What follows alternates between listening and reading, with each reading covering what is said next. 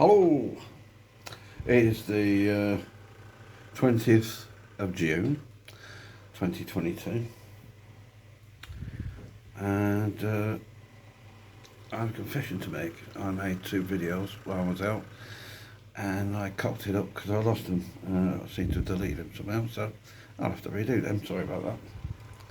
This week I'd like to do 2 things. One, I'm going to chat about the economy. First off, there's a good fella called Nobby Lee, and he is on his little moped bike thing, travelling right round the coastline of the United Kingdom. And he has been doing that for weeks now. Now all in aid of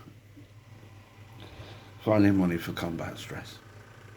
Combat stress, as you may know, is something that people who serve for their country and is what some people like classes like PTSD, but it's not just PTSD, it's other things. There are a lot of compounding issues around situations with people who are former servicemen and women. And this good chap, a former boy himself, he's been out on his bike raising money for combat stress, and having lost a few friends of my own, it's yeah, it is a worry. So if you possibly have a couple of quid, I know things are tight in a minute and we go on about the economy in a bit, but if you possibly have some dosh that you could send him, a couple of quid or so, there'll be a link in the description below this video, and hopefully you can use that and send money to Lee. Now, he is on Facebook, and his handle is Step Away From The Screens, on YouTube as well. So if you go and find him, you can find the link there if you want one of his videos. Click on that, donate money,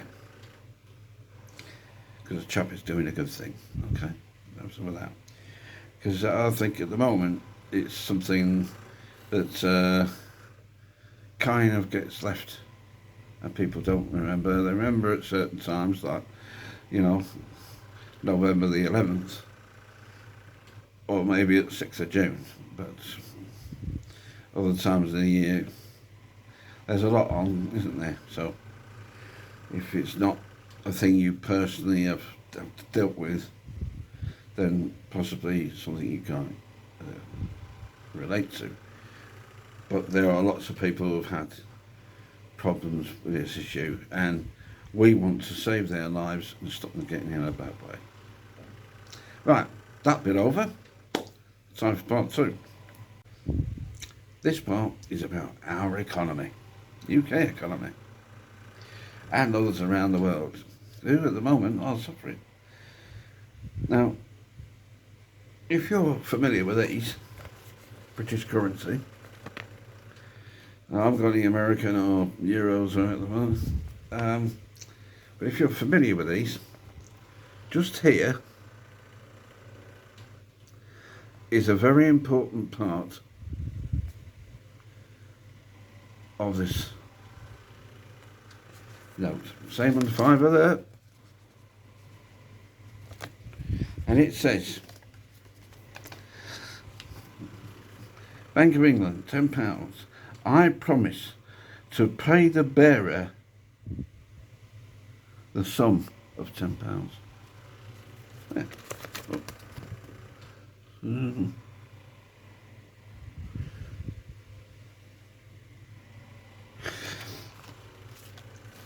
And the reason it's on there, that's a contract between the person who is a user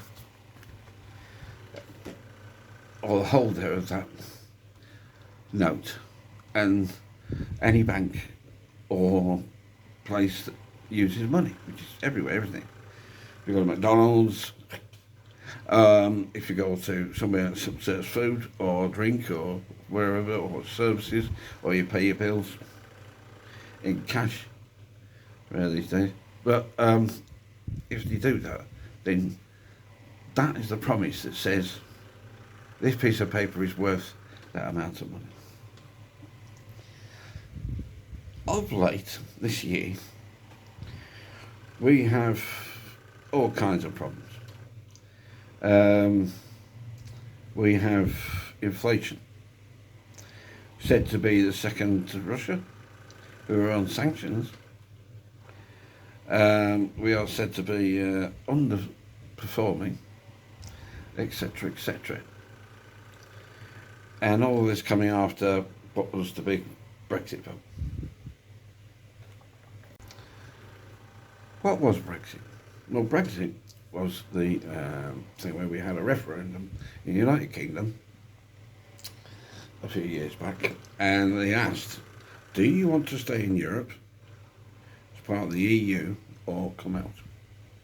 Now, there was a lot of issues around this. There was the situation of trade with the EU, which we could carry on with, even if we weren't in the Union. There's legal and financial and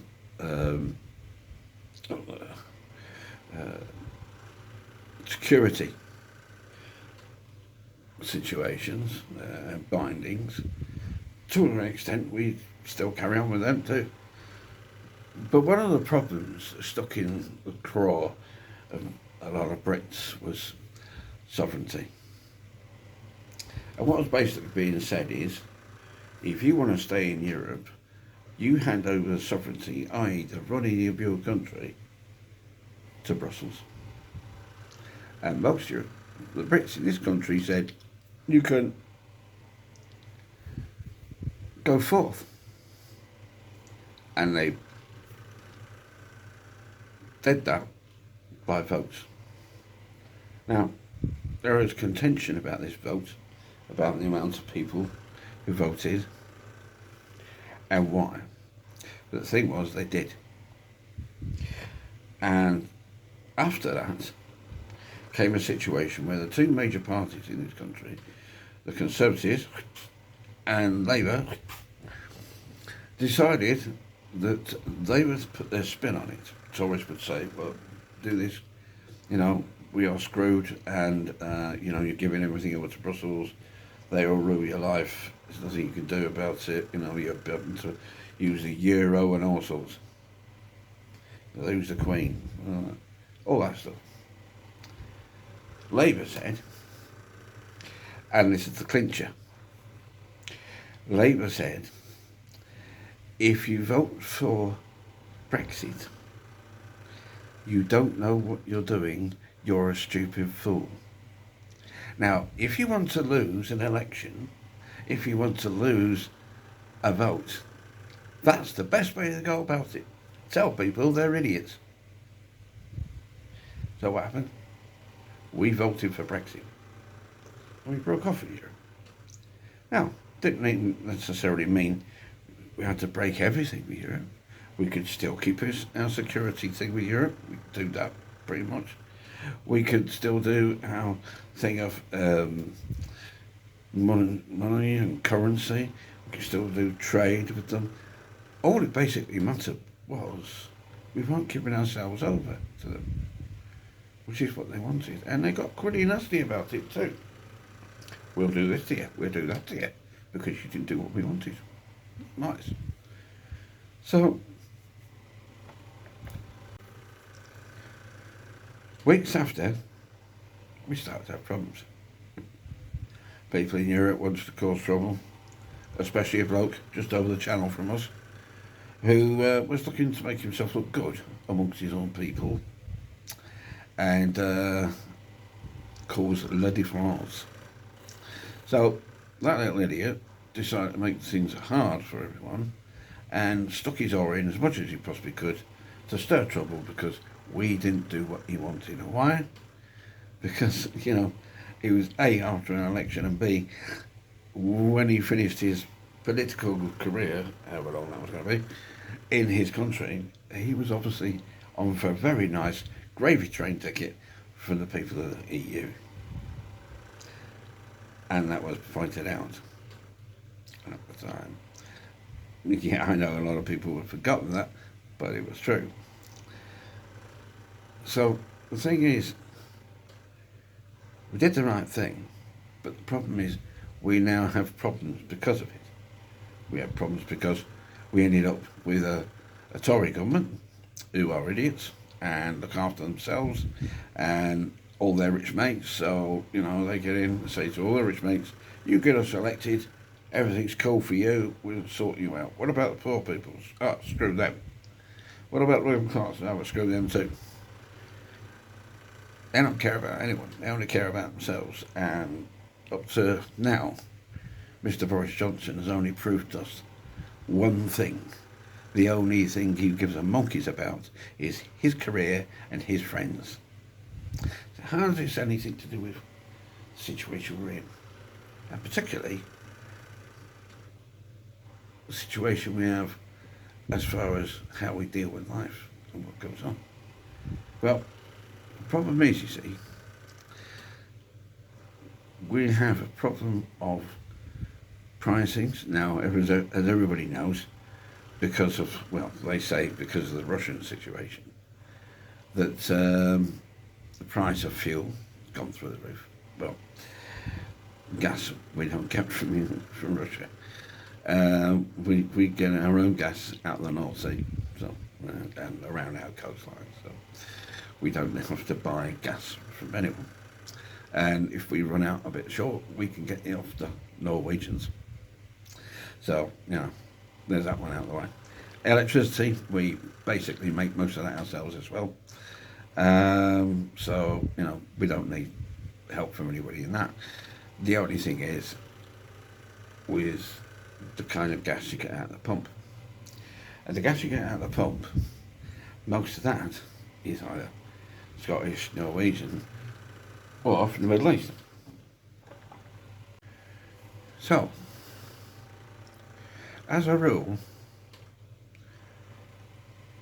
that's not the problem. The problem is the effect of these prices has said that all these other companies that make gas and oil, particularly petrol that goes into your vehicles, etc., are now hiking their prices up for profit, not for the cost of the fuel, no. Because we're not getting it from Russia. So we don't have to pay the extra. We don't have to buy it in rubles. That's not the issue. The issue is that a few companies, Seven Sisters or four of them or whoever's left now, the main major oil companies, are draining economies to make themselves big, fat profits. You are suffering because of their greed, and this is a situation everywhere. Everyone is suffering for the greed of the few. Take a minute, take that in. But it's true. That is the situation. Now, we can't do anything about that, can we? Because we've got to let that go through. And our bills are going up. The cost of going out of the car is going up. So you work out, what do I need the car for? What do I actually need to use the car for? Can I walk the kids to school? Can we get on the bus and go to school? Can we carpool with next door or next door down and share the duties of taking kids to school? Can I go to work on the bus? Can I walk there? Can I cycle to work? Keep you fit as well. There are many avenues.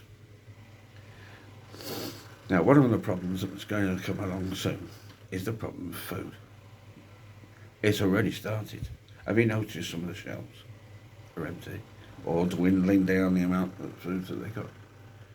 The reason for that is that those companies who are delivering stuff are having to pay more now to deliver food and get food delivered to them, so there are shortages. Yes. Now, a long time ago, we had to work on our own resources, and we were able, at that time, during the Second World War to produce a lot of food in this country. Yes, we still had to get food from the colonies and from the United States, but we were able to grow a lot more food. And nowadays, we know how to grow food on smaller pieces of land and get more. So, no excuse, is there? We have the ability to grow more food. We have the ability to make more from the land we have and from other forms of agriculture like hydroponics, aeroponics, vertical growing, etc. There's no excuse for our countries to say you can't do it. We can. And basically signing out of this today, I'd like to say, don't worry about things. It will turn around. Everything goes around itself. Look after yourselves. And if you feel stressed and you're worried and that sort of thing, get outside, get some fresh air. Do you the world a good. Even spend a night out under the stars in this weather. Beautiful. It's great for you. You take care. And I'll catch you again. Thanks for watching. Bye-bye.